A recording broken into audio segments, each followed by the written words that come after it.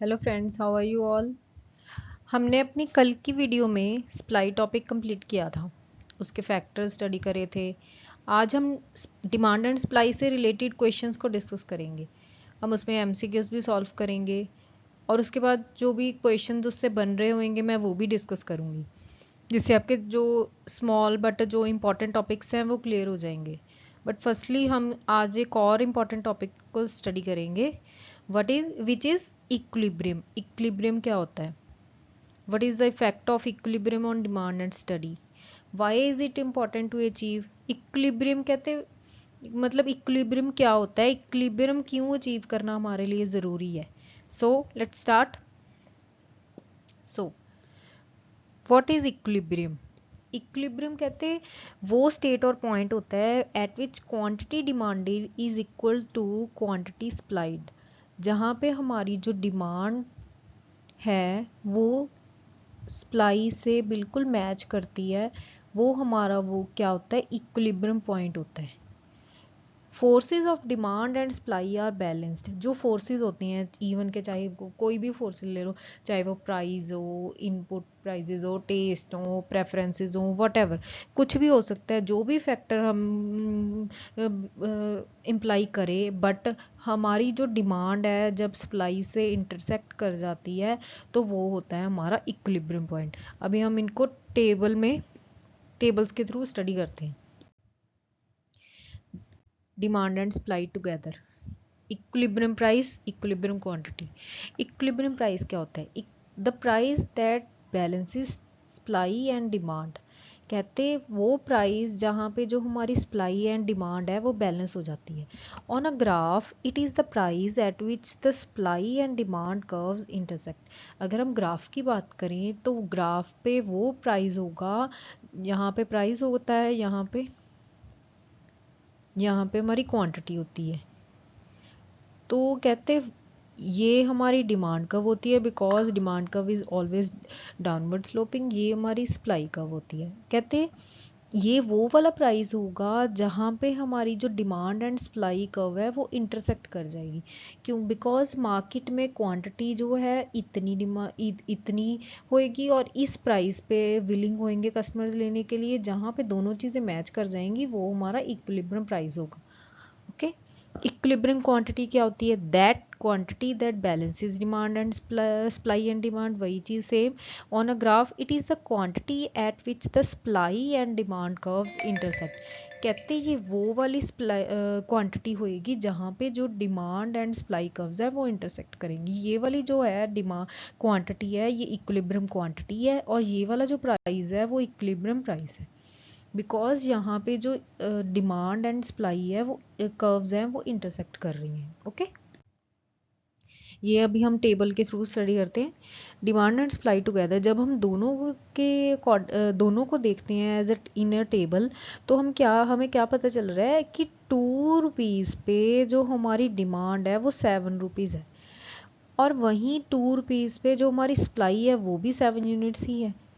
तो एट कहते 2 rupees the quantity demanded is equals to quantity supplied. तो ये वाली जो हमारी सिचुएशन होगी, ये कौन सी सिचुएशन होगी? ये हमारी होगी इक्विलिब्रियम सिचुएशन। यहाँ पे जो हमारी, और आप लोग अगर आप लोगों को अभी मतलब बिजनेस पॉइंट ऑफ व्यू से बात करें तो फिर हमारा ये जो पॉइंट होगा ना, ये हमारा होता है break even point. Break even point होता है कि ब्रेक इवन पॉइंट वो होता है जहाँ पे ना तो हमें प्रॉफिट हो रहा हो और ना ही लॉस हो रहा हो, बिकॉज हमारी जो क्वांटिटी सप्लाई डिमांड है वो क्वांटिटी सप्लाइड के इक्वल है। तो ना तो हमें लॉस हो रहा है ना ही हमें प्रॉफिट हो रहा है। तो ये जो आ जाती है ये होती है हमारी, ये वाली जो हमारी सिचुएशन है इसको बोलते हैं हम इक्विलिब्रियम सिचुएशन। अगर हम ग्राफ की बात करें, अभी हम ग्राफ में देखते हैं, तो ये हो गया हमारा प्राइस और ये होगी हमारी क्वांटिटी। तो 2 रुपीज़ पे हमारी जो डिमांड थी वो 7 यूनिट्स की थी, क्वांटिटी सॉरी, हाँ जी सॉरी, डिमांड हमारी 7 यूनिट्स की थी 2 रुपीज़ पे, और वही चीज़ हमारी सप्लाई भी इतने ही यूनिट्स की हो रही थी। तो जो सप्लाई कर्व है वो डिमांड कर्व के इंटरसेक्ट करगी, यहाँ पे दोनों कर्व्स यहाँ पे इंटरसेक्ट करगी, तो ये हमारा क्या हो गया, इक्विलिब्रियम पॉइंट हो गया। ये इस सिचुएशन हम क्या बोलेंगे, इक्विलिब्रियम सिचुएशन बोलेंगे। ओके,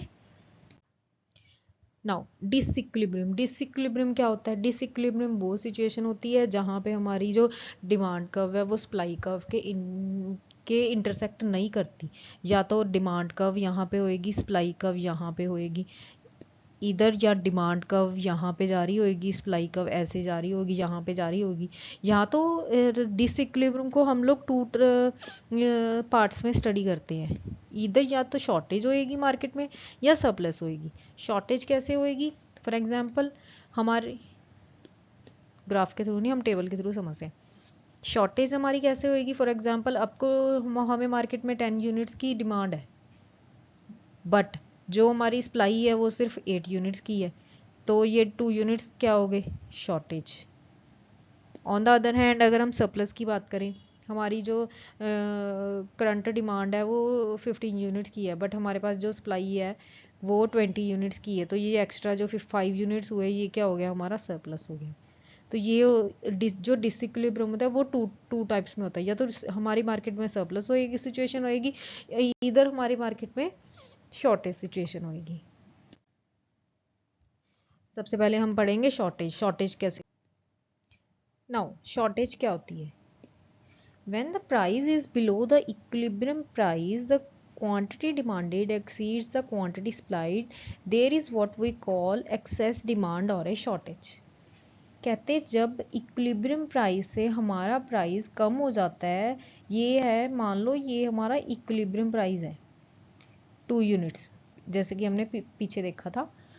तो अगर कहते प्राइस बिलो हो जाता है इक्विलिब्रियम प्राइस से, अब ये रिड्यूस कम होके रिड्यूस होके 1 रुपीज़ रह गया, तो कहते क्या होएगा, the quantity demanded exceeds the quantity supplied.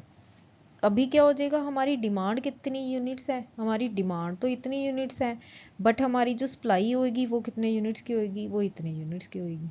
तो ये जो एक्सेस डिमांड है इसको हम फुलफिल नहीं कर पाएंगे, तो इसको क्या बोला जाएगा, शॉर्टेज। तो इस सिचुएशन के क्या बोलते हैं हम, शॉर्टेज, बिकॉज हम उतनी सप्लाई ही नहीं दे पा रहे जितनी की मार्केट में डिमांड है, तो इसको क्या बोलते हैं, शॉर्टेज। अभी हम इसको ग्राफ पे स्टडी करते हैं। Draw a graph with the shortage. तो ये आ गया हमारा प्राइस, ये है हमारी क्वांटिटी, ये है हमारा ओरिजिनल प्राइस और ये है हमारी ओरिजिनल क्वांटिटी। ओके, मैं ये इरेज कर देती हूँ। ये है हमारा ओरिजिनल प्राइस और ये है हमारी ओरिजिनल क्वांटिटी। अभी ये जो कहते हैं हमारा जो प्राइस है वो रिड्यूस हो जाता है, ये हमारा प्राइस रिड्यूस होके ये आ गया, और तो हमारी क्या हो गया, डिमांड जो है इतनी एक्सीड करगी, बिकॉज प्राइस ड्रॉप हुआ ना, एज प्राइस ड्रॉप से हमारी डिमांड इंक्रीज हो जाती है, हमारी डिमांड जो है इतनी इंक्रीज करगी, बट जो हमारी सप्लाई है वो कितनी कहाँ तक की है, सप्लाई तो हमारी बढ़ी ही नहीं, सप्लाई हमारी बढ़ी ही नहीं, तो क्या होएगा, तो फिर जो ये वाली सिचुएशन हो जाएगी, सॉरी सप्लाई तो हमारी ये रही, सप्लाई हमारी ये रही, बट हमारी डिमांड कहाँ चली गई, ये चली गई, तो ये वाली जो सिचुएशन हो जाएगी इसको हम क्या बोलेंगे, शॉर्टेज, राइट। तो ये वाली जो हमारी डिमांड सिचुएशन हो जाएगी इसको हम क्या बोलेंगे, शॉर्टेज, बिकॉज हम फुलफिल नहीं कर पा रहे, हमारी डिमांड फॉर एग्जांपल 500 यूनिट्स की है, बट जो हमारी क्वांटिटी सप्लाइड है ओरिजिनल इन मार्केट वो है ओनली 200 यूनिट्स, तो जो 500 units minus 200 unit equal to 300 unit, तो ये 300 यूनिट्स हैं हमारे शॉर्टेज, बिकॉज ये हमारे पास मार्केट में अवेलेबल ही नहीं है, राइट। सो नेक्स्ट,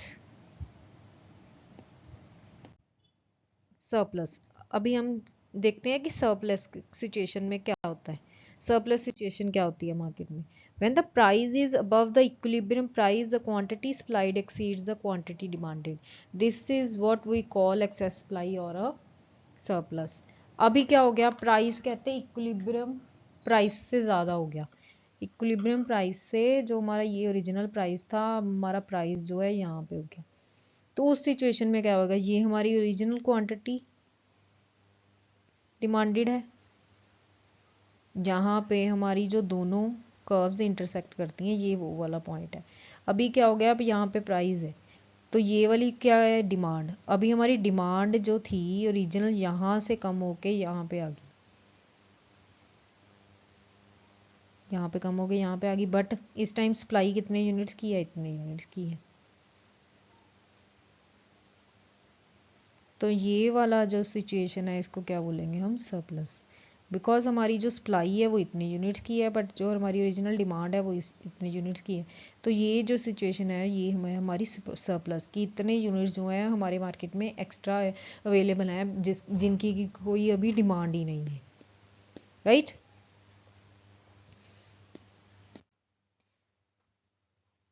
ये देखो, ये अभी हम डिस्कस करके हटे हैं कि पहले हमारा ये ओरिजिनल प्राइस और ओरिजिनल डिमांड थी। जैसे ही प्राइस बढ़ा तो हमारी डिमांड क्या होगी, कम होगी, यूनिट्स इतने यूनिट से कम होगी, डिमांड हमारी इतनी रहेगी, बट जो हमारी सप्लाई थी वो एक्सीड कर गई, सप्लाई ओरिजिनल सप्लाई से एक्सीड कर गई। तो ये जो सिचुएशन आई ये हमारी क्या होगी, सरप्लस, बिकॉज इतने यूनिट्स हमारे मार्केट में एक्स्ट्रा अवेलेबल है, right. Next, now this is what we all have to discuss. ये थी हमारी इक्विलिब्रियम सिचुएशन, कि मार्केट में इक्विलिब्रियम सिचुएशन कैसे अचीव करती होती है। इक्विलिब्रियम सिचुएशन वो होती है कि जहाँ पे जो प्राइस है हमारा वो क्वांटिटी डिमांडेड क्वांटिटी से इंटरसेक्ट कर जाता है, जहाँ पे डिमांड एंड सप्लाई हमारी कर्व्स जो हैं इंटरसेक्ट कर जाती है, वहाँ पे एक प्राइस हम जो डिटरमाइन कर लेते हैं और क्वांटिटी जो डिटरमाइन हो जाती है उसको बोलते हैं इक्विलिब्रियम प्राइस और इक्विलिब्रियम क्वांटिटी। वैसे ये अजम्पशन पे लेके चलते हैं, ये वाली सिचुएशन मार्केट में अचीव करनी इम्पॉसिबल है, इज़ अप टू इम्पॉसिबल है। मैं ये नहीं कहती कि हो ही नहीं सकती, इनकेस 99 1% चांसेस है कि हो सकती है, बट इम्पॉसिबल नहीं है। मैं ये नहीं कह रही कि इम्पॉसिबल है, तो ये वाली situation is up to impossible है। नाउ क्वेश्चंस जो कि हम अभी डिस्कस करेंगे, हम पहले एमसीक्यू सॉल्व करते हैं। एमसीक्यूज के एमसीक्यूज में मैं एमसीक्यूज इसलिए लेके आई हूँ बिकॉज एमसीक्यूज में जो छोटे छोटे कॉन्सेप्ट्स होंगे ना वो आपको क्लियर हो जाएंगे, कि जो छोटे छोटे पॉइंट्स मैंने आपको रिवाइज करवाने हैं वो चीज़ एमसीक्यूज के थ्रू क्लियर कर लेंगे अपने। Now first, the law of demand states with increase in price there is, हम अभी ऑप्शंस नहीं पढ़ेंगे, आंसर भी नहीं देखेंगे, आपको लोगों को पता है कि मैंने पहले यही बताया था, जब लॉ ऑफ डिमांड में हम अगर प्राइस इंक्रीज करेगा तो हमारी जो डिमांड है वो क्या होती है, जहाँ डिमांड और प्राइस में कौन सा रिलेशनशिप है, लॉ ऑफ डिमांड में इनवर्स रिलेशनशिप है, तो हमारी क्या हो जाएगी, decrease in quantity demanded, because दोनों में इन्वर्स रिलेशनशिप है, जहाँ अगर एक तरफ प्राइस बढ़ेगा वैसे ही हमारी जो डिमांड है वो कम हो जाएगी, जैसे जैसे प्राइस कम होएगा वैसे वैसे हमारी डिमांड जो है बढ़ जाएगी। Then the correct answer is decrease in quantity demanded. Next, the following would cause a change in quantity demanded for a product. कहते हैं इनमें से कौन सा क्वांटिटी डिमांड किसी प्रोडक्ट की क्वांटिटी डिमांडेड में चेंज लेके आ सकता है। changes changing price of related products, changing customer taste, increasing consumer income, decreasing price of product। यहाँ पे हमने क्या करा है, change in the quantity demanded for a product, यानी कि चेंज लेके आ रहे हैं हम, शिफ्ट नहीं कर रहे, हम चेंज लेके आ रहे हैं। ये सारे जो फैक्टर्स हैं ये हैं हमारे शिफ्टिंग फैक्टर्स, जो कि जो हमारी डिमांड कर्व है वो या तो अपनी ओरिजिनल डिमांड कर्व को छोड़ के या तो राइट हैंड साइड शिफ्ट कर जाएगी या फिर लेफ्ट हैंड साइड शिफ्ट कर जाएगी। बट ये सारे हो गए हमारे शिफ्टिंग फैक्टर्स, बट उन्होंने क्या पूछा, change in the quantity demanded for a product. तो चेंज किसके थ्रू आता है, या तो वो ऊपर जाएगा या तो वो नीचे जाएगा, या अगर बढ़ेगी तो ऊपर चले जाएगा, सॉरी कम होएगी तो ऊपर चले जाएगा, बढ़ेगी तो नीचे आ जाएगा। तो वो क्या होएगा, only decreasing price of a product, जैसे कि प्राइस डिक्रीज हो जाएगा तो फिर हमारी क्वांटिटी डिमांडेड बढ़ जाएगी। Next, movement along the demand curve. Movement कैसे कहते हैं, अगर मूवमेंट हो रही है तो इसका क्या मतलब होता है, shift in quantity demanded, no shift कैसे हो जाएगा, कॉम्प्लीमेंट इफेक्ट नो, ये भी शिफ्ट फैक्टर है। इनकम इफेक्ट नो, ये भी शिफ्ट फैक्टर है। और right answer is change in quantity demanded, कि जब क्वांटिटी डिमांडेड में क्वांटिटी में डिमांड में चेंज आएगा तो फिर जो हमारी डिमांड कर्व है वो शिफ्ट करेगी, इधर राइट, इधर अपवर्ड और इधर downward. Increase in demand is shown by demand curve, जो हमारी डिमांड कर्व में डिमांड में इंक्रीज होता है तो वो डिमांड कर्व पे कैसे शो करेगा। फॉर एग्जांपल ये हमारी प्राइस है, ये हमारी क्वांटिटी है, तो इस प्राइस पे हमारी इतनी क्वांटिटी है, जैसे कि प्राइस ड्रॉप होएगा, जैसे कि हमें डिमांड का लॉ ऑफ डिमांड का पता है कि डिमांड हमारी तब बढ़ेगी जब हमारा प्राइस बढ़ेगा। जैसे ही प्राइस कम हुआ तो हमारी जो डिमांड है वो बढ़ गई, डिमांड यहाँ पे चलेगी। तो हमारी कर्व के पहले हमारी ये ओरिजिनल कर्व थी, तो फिर हमारी कर्व क्या करेगी, राइट हैंड साइड शिफ्ट करेगी। अगर हमारी डिमांड कम होती तो क्या हो जाता, वो लेफ्ट हैंड साइड शिफ्ट कर जाती, राइट। तो हमारा आंसर क्या होएगा, the curve shifts right. Now the demand curve is always, ये अभी हमने पीछे ही स्टडी की है, जो हमारी डिमांड कर्व है वो हमेशा क्या होती है, डाउनवर्ड स्लोपिंग होती है। ना तो वो अपवर्ड स्लोपिंग होएगी, इधर ना इरेगुलर होएगी, नीदर लेवल पे होएगी, वो हमेशा क्या होएगी, डाउनवर्ड स्लोपिंग होएगी। Next, which of the following is a complement product to peanut butter. कहते हमने पीछे अपनी वीडियोस में करा है कि कॉम्प्लीमेंट प्रोडक्ट्स कौन से होते हैं। कॉम्प्लीमेंट प्रोडक्ट्स वो होते हैं जो एक दूसरे को कॉम्प्लीमेंट करते हैं। For example pen and paper, car and petrol, ये चीज़ें होती है जो जिनको हम एक साथ कंज्यूम करते हैं।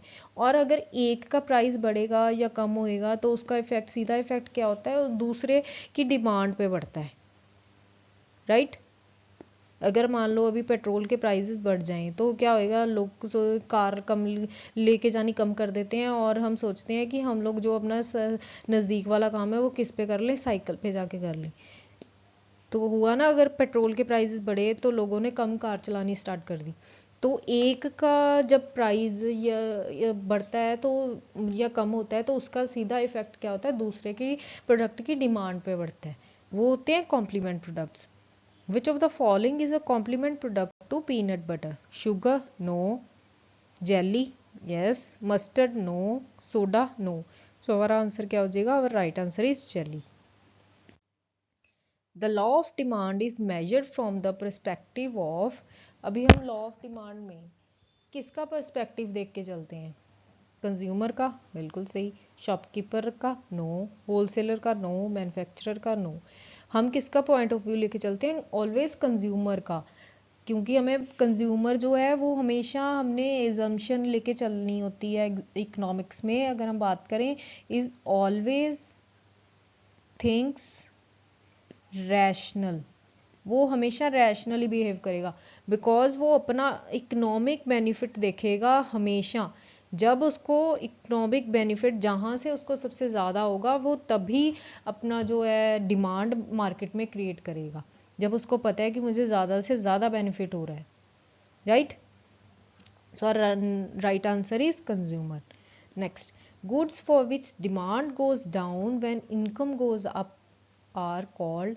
कहते हैं वो कौन सी गुड्स होती हैं जिनकी डिमांड कम हो जाती है व्हेन इनकम गोज अप, जब हमारी इनकम ज़्यादा हो जाती है। हमने ये पढ़ा था, हमने दो चीज तरह की गुड्स पढ़ी थी। कौन सी पढ़ी थी, एक होती है हमारी नॉर्मल गुड्स, एक होती है हमारी inferior goods.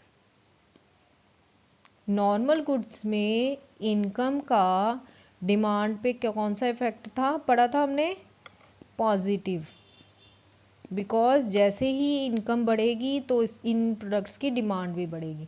On the other hand inferior goods में कौन सा पढ़ा था हमने, इनवर्स रिलेशनशिप पढ़ा था।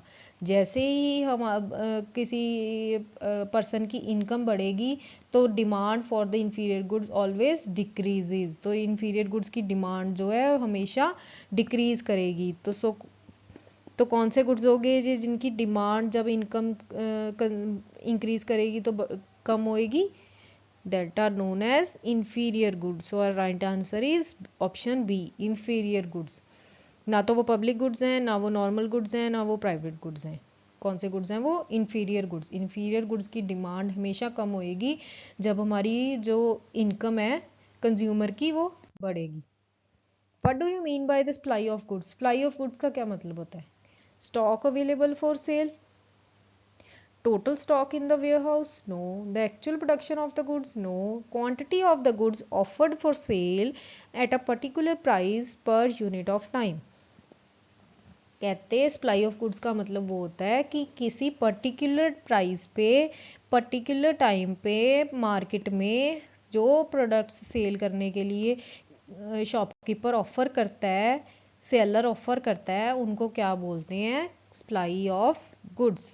So our right answer is option D. Which of the following is the relation that the law of demand defines? कहते किस चीज़ का रिलेशन जो लॉ ऑफ डिमांड है वो डिफाइन करता है? ये तो कोई मतलब सबसे सिंपल क्वेश्चन है, प्राइस एंड क्वांटिटी डिमांडेड, और तो कुछ देखने की ज़रूरत ही नहीं है। इनकम का नहीं करता, इनकम का एंड क्वांटिटी डिमांडेड का नहीं करता, quantity demanded and quantity supplied का नहीं करता। किसका करता है? Price and quantity of a product. So our option B is our right answer. What do you mean by the demand for a commodity? Demand for a commodity का क्या मतलब होता है? Desire for the commodity, desire, need for the commodity, quantity demanded of that commodity, quantity that consumers are able and willing to buy at various prices during any particular period of time. हाँ जी, demand desire क्या होती है? For example आपका सपना है कि आपने BMW car लेनी है, तो ये है आपकी डिज़ायर, कि ये आपकी इच्छा है कि आपने BMW लेनी है। नीड क्या हो जाता है? ज़रूरत, कि आपको इस टाइम कार की नीड है, आपको ऑफिस जाना होता है, ऑफिस जाने में प्रॉब्लम आती है, आपको और कामों के लिए भी कार चाहिए, ये होगी आपकी need. Quantity demanded of that commodity, किसी चीज़ की कहते क्वांटिटी डिमांड करना, उसको डिमांड बोलते हैं। No. Quantity that consumers are able and willing to buy at various prices, कहते वो क्वांटिटी डिमांडेड कहते वो क्वांटिटी होती है जो कंज्यूमर्स क्या हैं बाय करने के लिए विलिंग होते हैं किसी at various prices on at a particular point of time. So option D is our right answer. What does the law of demand means? Law of demand क्या कहता है? As the quantity demanded rises, the prices rises. No. ये तो violet हो गया ना, कि कहते क्वांटिटी डिमांड भी बढ़ रही है, प्राइस भी बढ़ रहा है। ये तो किस सिचुएशन में होता है? ये वाली सिचुएशन कब होता है? ये तो सप्लाई के केस में होता है। यहाँ पे तो लॉ ऑफ डिमांड डिस्कस कर रहे हैं हम। As the price rises, the quantity demanded rises. No, ये भी उल्टा हो गया. As the price rises, the quantity demanded falls. बिल्कुल. As the supply rises, the demand rises. No. So our right answer is option C, कि जैसे जैसे price rise होएगा वैसे वैसे हमारी क्वांटिटी डिमांडेड जो है वो डिक्रीज करेगी. The law of demand shows the relation between the, ये भी अभी हमने पीछे ही करा है, price and quantity of a commodity, right. Normally the demand curve will have a dash shape, कहते हैं जो नॉर्मली हमारी डिमांड कर्व होती है वो कौन सी शेप में होती है, क्या स्लोप होती है उसकी? हमेशा डाउनवर्ड स्लोपिंग होती है. Which of the following is an assumption made while drawing the demand curve, कहते कौन सी एक अजम्पशन हम लोग लेके चलते हैं जब हम डिमांड कर्व को ड्रॉ करते हैं. जब हम डिमांड कर्व को ड्रॉ करते हैं तो हम कौन सी अजम्पशन लेके चलते हैं? Demand curve must be linear. Linear तो हो ही नहीं सकती, लीनियर मतलब चेंजेस ही नहीं हो रहे, चेंज ऐसे तो हो ही नहीं सकता, वो तो हमेशा चेंज होएगी अगर उसमें चेंजेस आएंगे. The price of substitute shall not change, बिल्कुल. The quantity demanded should not change, ये भी नहीं हो सकता. ये कैसे हो सकता है? क्वांटिटी डिमांडेड चेंज करेगी, हो ऑलवेज चेंज करेगी. The price of the commodity should not change, price के चेंज होने से ही तो हमारी क्वांटिटी डिमांडेड में चेंज होएगा. तो हमारा so our right answer is the price of substitute should not change. ये वाली एजम्पशन जब हम डिमांड कर्व को ड्रॉ करते हैं तब हम ये वाली एजम्पशन लेके चलते हैं कि जो हमारे सब्सटीट्यूट्स के प्राइजेज हैं वो कभी चेंज नहीं होंगे, right. Law of demand shows a relationship between, law of demand, ये तो फिर दोबारा वही क्वेश्चन आ गया, ये तो हमारा हो ही चुका है। Which of the following is not a cause of the shift in demand for a product, कहते हैं कौन सा इसमें शिफ्ट फैक्टर नहीं है। Change in the price of substitutes, change in the income of a consumer, change in the price of a product, none of the above. ये भी shift factor है, ये भी शिफ्ट फैक्टर है, कौन सा नहीं है, price of a product. Because ये है, ये होता है कि ये शिफ्ट फैक्टर नहीं है। शिफ्ट फैक्टर्स कौन से होते हैं कि हमारी जो डिमांड कर्व है वो ओरिजिनल डिमांड कर्व से शिफ्ट हो जाती है, बट ये क्या है, मूवमेंट फैक्टर है। इसमें हमारी जो डिमांड कर्व है वो मूव करती है, इधर अपवर्ड इधर downward. A firm supply curve is on an upward slope because, कहते फर्म की सप्लाई कर्व अपवर्ड स्लोप क्यों करती है, the production cost of additional units of output will rise beyond a point. The consumer sees a positive relationship between price and quality. Expansion of production leads to the use of inferior inputs. None of the above. कौन सा option आपको सही लग रहा है, first, because the production cost of additional units of output will rise beyond a point. For example आप पहले 100 units की प्रोडक्शन कर रहे थे, अभी मार्केट में डिमांड बढ़ी तो आपने सोचा कि अभी हम 150 यूनिट्स की प्रोडक्शन करेंगे। जो आपको 50 यूनिट्स से ज़्यादा प्रोड्यूस करने के लिए जो आपको एडिशनल कॉस्ट लग रही है, उससे क्या होएगा, जो आपकी प्रोडक्शन कॉस्ट है वो इंक्रीज कर जाएगी। देयरफॉर जो सप्लाई कर्व है वो अपवर्ड स्लोप करेगी, बिकॉज जैसे जैसे अगर उसकी प्रोडक्शन कॉस्ट बढ़ी तो फिर जो प्राइस होएगा प्रोडक्ट का वो भी इंक्रीज करेगा, और अगर प्राइस इंक्रीज करेगा तो हमारी जो मार्केट डिमांड सप्लाई है वो भी ही इंक्रीज करेगी। So right answer is option a. Which of the following scenario will not lead to a change in the demand for a product, कहते हैं इनमें से कौन सा सिनेरियो है जो डिमांड चेंज नहीं लेके आता किसी प्रोडक्ट की डिमांड में। Change in the taste of its consumer, बिल्कुल लेके आता है। सॉरी, नहीं लेके आता, ये लेके आता है change. Change in the price of that product, बिल्कुल ये तो लेके आते हैं changes. Increase in income of its consumers, ये इससे भी चेंज होता है। Then our option is none of the above, because ये सारे तीनों फैक्टर्स तो चेंजेस लेके आते हैं। इन्होंने पूछा कौन सा नहीं लेके आता, so our option D is correct. When the quantity demanded of a goods is equal to the quantity supplied of that goods, then this is the situation of, अभी हमने पढ़ा है, हमने इसी वीडियो में ये चीज़ डिस्कस करी है, जहाँ पे हमारी क्वांटिटी सप्लाइड जो है क्वांटिटी डिमांडेड के इक्वल होती है, तो उस सिचुएशन को हम लोग क्या बोलते हैं, equilibrium situation. Equilibrium situation, sir option D is correct, because यहाँ पे इन्होंने ऑप्शन ही नहीं दिया हुआ। नाउ ये थे एमसीक्यूज। अभी है कि आप लोगों को कौन कौन से क्वेश्चंस इसमें से मतलब आप लोग मेरी जो वीडियोस हैं उनमें से आप लोग कौन कौन से क्वेश्चंस आप प्रिपेयर कर सकते हो। What do you mean by normal good, when good is called normal goods, कहते हैं नॉर्मल गुड क्या होती है, मैंने अपने वीडियो में समझाया है कि नॉर्मल गुड कौन सी होती है, मैंने पूरा चार्ट ग्राफ के थ्रू समझाया है, तो फिर आप वहाँ से अपने नोट्स बना सकते हो। What do you mean by inferior good, give some examples, meaning of inferior good, explain the same with the help of an example. Inferior good कौन सी होती है, उसका डिमांड पे इनकम की, कंज्यूमर की इनकम का क्या इफेक्ट होता है, उसकी डिमांड पे कैसा इफेक्ट होता है, तो आप ये सारा कुछ उससे प्रिपेयर कर सकते हो। What do you mean bye substitutes क्या होते हैं, उनकी दो एग्जांपल्स देनी है, ऐसी दो गुड्स की एग्जांपल देनी है जो कि एक दूसरे के सब्स्टिट्यूट्स हैं। हमने कौन सी एग्जांपल ली थी, कोक एंड पेप्सी। वो सारे, ये वाले सारे आप नोट्स आराम से मेरी वीडियोस को देख के बना सकते हो। नाउ एक्सप्लेन, इस क्वेश्चन में मैंने 3-4 क्वेश्चंस आप एक साथ बताए हैं जी। देखो, explain the law of demand, why does demand curve slope downwards, what are the determinants of demand, what happens to the demand curve when each of these determinants change, distinguish between a change in demand and change in quantity demanded, noting the causes if each, देखो इस एक question में ही आपके 5 to 6 questions prepare हो रहे हैं।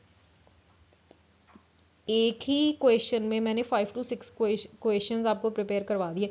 जो भी मैंने 3-4 वीडियोस लॉ ऑफ डिमांड में बनाई है, लॉ ऑफ डिमांड पे बनाई है, उसमें मैंने पूरा एक्सप्लेन किया है आपको लॉ ऑफ डिमांड का मीनिंग, उसका कर्व, स्केड्यूल, सब कुछ टेबल्स और ग्राफ्स के थ्रू समझाया है। तो फिर आप उसमें से आराम से अपने जो नोट्स हैं वो प्रिपेयर कर सकते हो। एक ही क्वेश्चन से, एक ही वीडियो से हमारे जो है 5 to 6 क्वेश्चंस बन रहे हैं।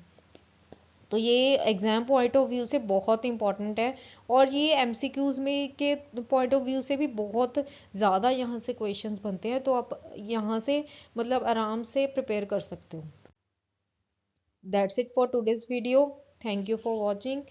अब ये वाली वीडियो से आप लोग मतलब मैं पूरी डीपली इसीलिए बनाती हूँ ताकि आप लोग अच्छे से प्रिपेयर कर सको और अच्छे से आप लोगों को डिटेल में सब कुछ समझ में आ जाए।